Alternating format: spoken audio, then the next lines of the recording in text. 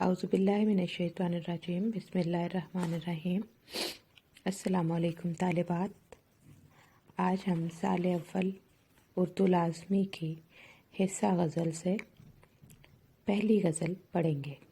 गज़ल के खालिक शहंशाह गज़ल खुदाए सख़ुन मीर तकी मीर हैं।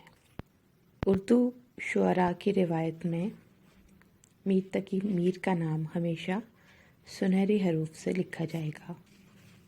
उनकी आसान फ़हम और ज़ैल मुमतना पर मबनी शायरी उनकी पहचान है। मज़ामीन ग़म के साथ साथ मज़ामीन हयात व ममात भी उनकी शायरी का मौज़ू है। ज़ेर नज़र गज़ल का पहला शेर है। जिस सर को गुरूर आज है यहाँ ताजवरी का, कल इस पे यहीं शोर है फिर नौहागरी का। ये बात हम कल कर चुके हैं कि गज़ल के अशार की तशरीह करते हुए शायर का नाम 1 नंबर और एक शेर की तशरीह 3 नंबर पर मबनी है। 2 अशार इकट्ठे तशरीह नहीं किए जा सकते। गज़ल का हर शेर एक अलग इकाई है और उसे अलग अलग ही तशरीह की जाएगी। ये पहला शेर, क्योंकि दोनों मिसरे हम काफ़िया व हम रतीफ़ हैं, लिहाजा मतला कहलाएंगे। मुश्किल अल्फाज ताजवरी, ताज पहनना या बादशाहत का तख्त नसीब होना। नौहागरी, आहो बुका, किसी के मर जाने पर उसके मैयत पर जो रोना पीटना किया जाता है, उस मातम किया जाता है, उसे नौहागरी कहा जाता है।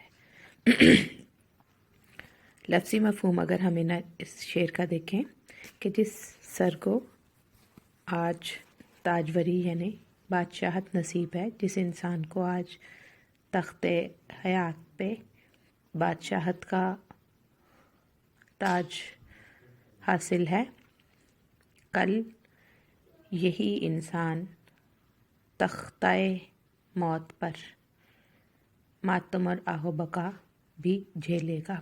मफ़हूम दुनिया की बेसबाती और फ़ानीपन है। मीर तकी मीर कह रहे हैं कि इस दुनिया में किसी को दवाम हासिल नहीं है और हर इंसान जो इस दुनिया में आया है, उसे एक ना एक रोज़ इस तमाम ऐश व इशरत और आराम को छोड़कर कब्र की मिट्टी में पनाह लेनी होगी। लिहाजा जब आप ज़िंदा हों तो आज जब आपके सर पर ताज हो, जब आपके पास मोहलत अमल हो, तो उसे अच्छे कामों में इस्तेमाल करें, ताकि कल को जब आप मोहलत अमल ख़त्म होने पर नामा अमाल का सामना करें तो आपको पछतावा ना हो। मीर तकी मीर ही का एक और शेर है। कल पाँव एक कासाए सर पर जो आ गया, यकसर व इस्तखां शिकस्तों से चूर था। कहने लगा कि देख कर चल रहा बेखबर, मैं भी कभो किसी का सरे पुरगरूर था। ये कायनात का निज़ाम है, जो आज है वो कल नहीं होगा और जो कल होगा वो परसों फना की मंजिल से गुजर जाएगा। दूसरा शेर। आफाक की मंजिल से गया कौन सलामत, असबाब लुटा राह में यहाँ हर सफ़री का। आफाक उफ़क़ की जमा, मसलन मुराद दुनिया या कायनात का निज़ाम जो ज़मीन और आसमान के माबैन दुनिया है, उसका ज़िक्र। असबाब सामान ने सफ़र, तोशे हयात सफ़री, मुसाफिर राहनवर्द राहरू। मजमूई मफ़हूम कि इस दुनिया की मंजिल से, इस दुनिया को उन्होंने एक गुज़रगाह से तशबीह दी है और कहा है कि इस गुज़रगाह से कोई शख्स खुश व खुर्रम नहीं जाता। इंसान जब दुनिया में आता है तब भी रोता हुआ आता है और जब जाता है तब भी रोता हुआ ही जाता है। और ये दुनिया ایک شاہراہ کی طرح ہے جہاں ہر مسافر کا سامان عزیز جو ہے، جو اسے مہلت عمل دی جاتی ہے، وہ سفر کے اختتام سے پہلے ہی چھین لی جاتی ہے۔ گویا کہ آپ جو اس دنیا کو دائمی سمجھے بیٹھے ہیں، یہ اصل میں فانی ہے، اور یہ انتہائی بے ثبات اور کسی بھی انسان سے وفا نہ کرنے والی ہے۔ انسان اس دنیا کے کاموں میں اتنا مگن اور محو ہو جاتا ہے کہ وہ اپنی آخرت بھلا دیتا ہے، اور روز حشر یا روز فنا اسے علم ہوتا ہے کہ اس کا سارا مال و اسباب تو راستے میں ہی لٹ گیا۔ اس کی ٹوکری جس میں وہ سارا سامان اکٹھا کرتا رہا ہے، اس میں تو پیندا ہی نہیں تھا، اور وہ اپنی آخرت کے لیے کوئی توشہ اکٹھا نہیں کر سکا۔ مصطفی کا ایک شعر ہے: باغ وہ دشت جنوں تھا کہ کبھی جس میں سے ڈالا و گل گئے ثابت نہ گرے بالے کر۔ اسی طرح ایک اور جگہ میر تقی میر خود ہی کہتے ہیں: مقام خانہ آفاق وہ ہے کہ جو آیا یا کچھ کھو گیا ہے۔ تیسرا شعر دیکھیں: ہر زخم جگر داور محشر سے ہمارا، انصاف طلب ہے تیری بیداد گری کا۔ داور محشر مراد اللہ تعالیٰ کی ذات جو قیامت کے روز کا مالک ہے۔ داور کہتے ہیں مالک یا بادشاہ کو۔ محشر حشر کا روز، قیامت کا روز۔ انصاف طلب، انصاف کا سوال کرنا، انصاف مانگنا۔ بیداد گری، ظلم و ستم، تکلیف دینا، جفا کرنا۔ مفہوم کہ اے میرے محبوب، قیامت کے روز تو نے جتنے ہمیں دکھ دیے ہیں، جتنی تکلیفیں دی ہیں، وہ ہم قیامت کے روز خدا کے حضور بیان کریں گے، اور وہاں تیرا اور اپنا معاملہ پیش کریں گے، اور وہاں پر تیری جفاؤں اور کا جدائیوں کا گلا کریں گے۔ داغ دہلوی کا ایک شعر ہے: بڑا مزہ ہو جو ہم حشر میں کریں شکوہ، وہ منتوں سے کہیں چپ رہو خدا کے لیے۔ یعنی یہاں پر شاعر اپنے محبوب کو ڈرا رہا ہے کہ مجھ پر نظر التفات اس دنیا میں ہی کر لو، ورنہ قیامت کے روز میں تمہاری شکایت کروں گا اللہ کے حضور، اور وہاں تمہیں چھڑوانے والا کوئی نہیں ہوگا۔ اور جب تم مجھے منتیں کرو گے کہ میں تمہاری شکایت نہ کروں، تو ایسا نہیں ہوگا کہ میں تمہاری شکایت چھوڑ دوں گا، بلکہ میں ضرور تمہاری شکایت کروں گا، کیونکہ اس دنیا میں تم نے مجھے بہت تکلیف دی ہے۔ چوتھا شعر: لے سانس بھی آہستہ کہ نازک ہے بہت کام، آفاق کی اس کارگہ شیشہ گری کا۔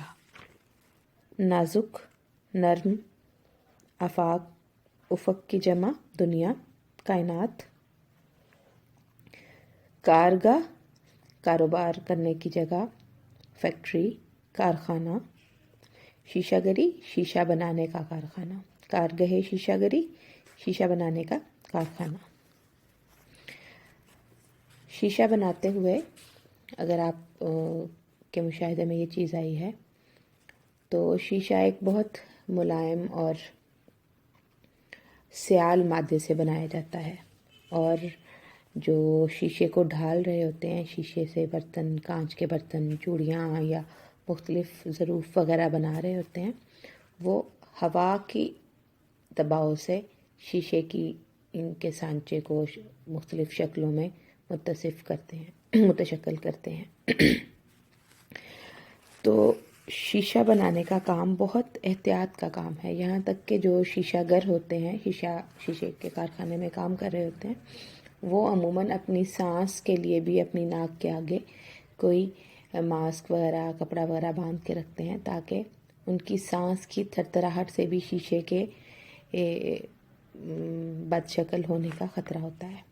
تو یہاں وہ کہہ رہا ہے کہ اس کائنات کا جو نظام ہے یہ بھی ایسے ہی ہے، گویا شیشے کا کارخانہ ہو، اور یہاں پر آپ کے زور سے سانس لینے سے بھی کسی دوسرے کا نقصان ہو جانے کا باعث ہو۔